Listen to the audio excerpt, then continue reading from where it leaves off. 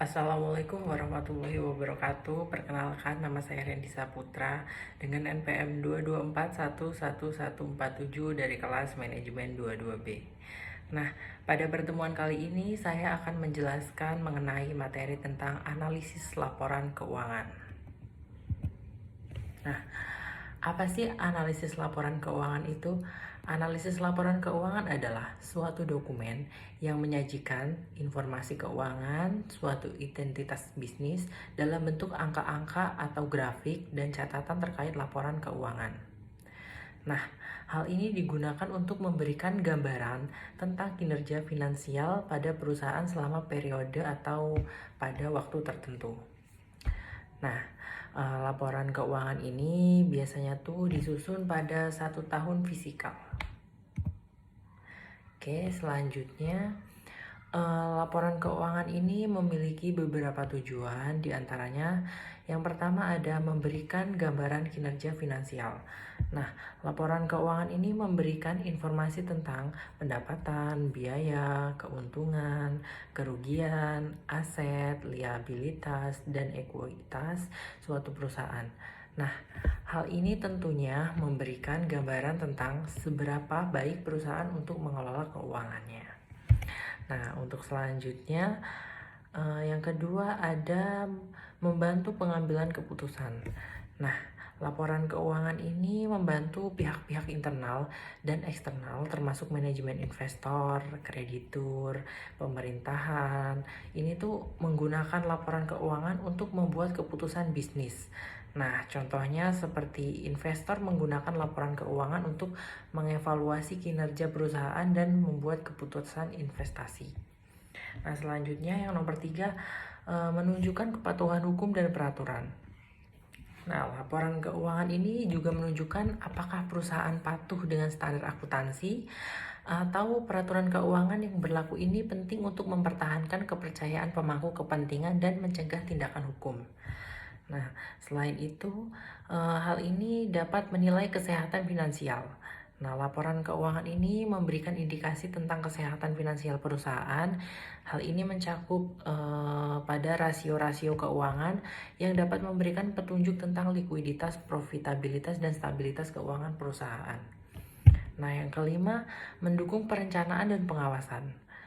Perusahaan biasanya menggunakan laporan keuangan untuk merencanakan kegiatan masa depan dan mengukur hasil kinerja aktual dengan rencana yang telah dibuat sebelumnya.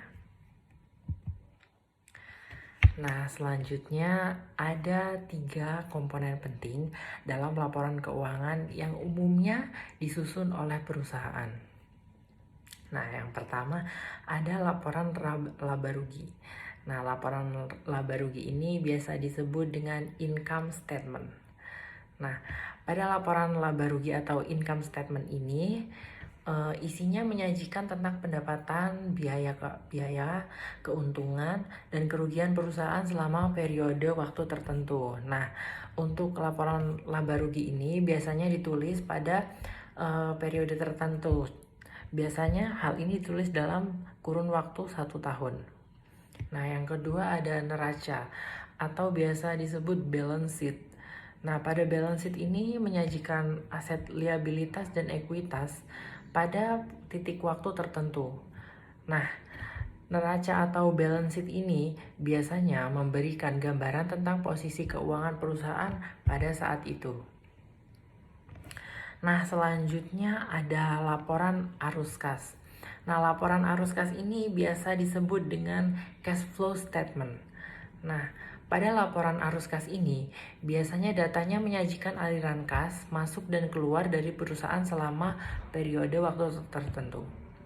Nah, pada laporan ini menggambarkan bagaimana perusahaan mengelola arus kasnya yang sangat penting untuk kelangsungan operasional. Nah, selanjutnya ada laporan-laporan. Nah, pada laporan ini memberikan gambaran menyeluruh tentang kinerja dan posisi keuangan perusahaan yang memungkinkan para pemangku kepentingan untuk membuat keputusan berdasarkan informasi keuangan yang akurat dan dapat dipercaya. Nah, untuk selanjutnya, laporan keuangan ini memiliki beberapa tujuan utama yang sangat penting bagi perusahaan dan pihak-pihak terkait. Nah, apa saja sih tujuan-tujuan penting tersebut? Nah, yang pertama ada pemantauan kinerja keuangan.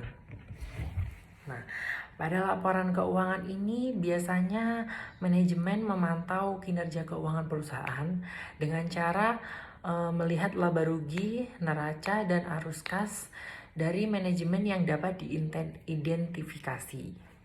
Nah, tren keuangan ini mengukur profitabilitas dan mengidentifikasi area yang memerlukan perbaikan. Nah, selain itu ada pemilihan keputusan. Nah, pada pemilihan keputusan ini, pihak internal biasanya seperti manajemen, dewan direksi, menggunakan laporan keuangan untuk membuat keputusan strategis. Nah, informasi ini diberikan dalam laporan keuangan tujuannya untuk membantu dalam perencanaan bisnis jangka panjang dan jangka pendek, serta menilai kelayakan proyek-proyek baru. Nah, selain itu ada evaluasi dan kinerja perusahaan.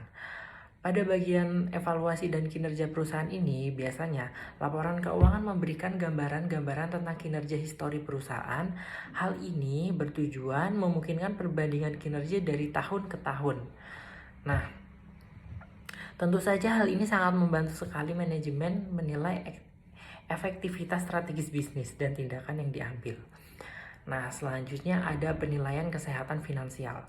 Nah, pada penilaian kesehatan finansial ini, biasanya laporan keuangan memberikan informasi tentang struktur modal yang berisi likuiditas, profitabilitas. Hal ini memungkinkan para pihak terkait seperti investor, kreditur, dan mitra bisnis menilai kesehatan finansial perusahaan sebelum membuat keputusan investasi atau pinjaman. Nah, selanjutnya ada kepatuhan hukum. Nah, laporan keuangan ini harus memiliki standar akuntansi dan regulasi keuangan yang berlaku. Hal ini tentu saja penting sekali karena untuk mematuhi hukum dan peraturan yang berlaku di negara tempat perusahaan beroperasi. Nah, selanjutnya ada pengambilan keputusan investasi. Nah, biasanya investor menggunakan laporan keuangan untuk menilai kinerja masa lalu perusahaan sebelum memutuskan untuk membeli atau menjual sahamnya. Nah, selanjutnya ada kepercayaan publik.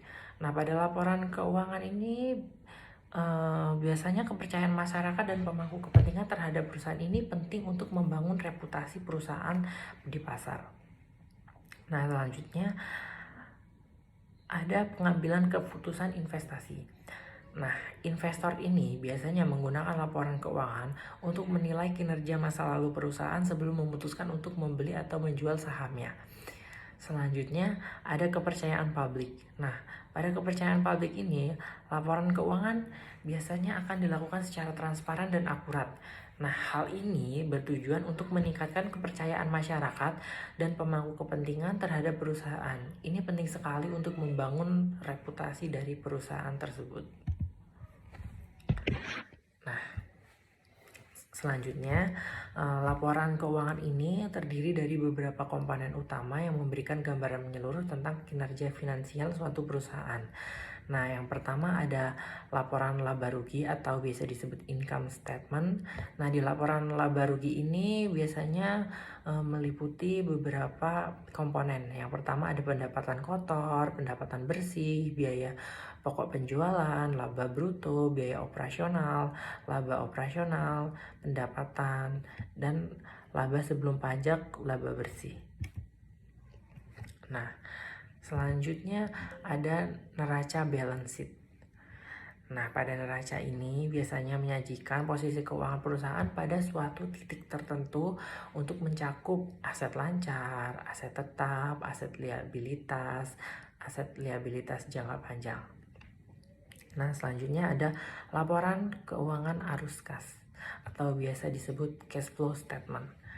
Nah, pada laporan keuangan ini terdiri dari beberapa bagian.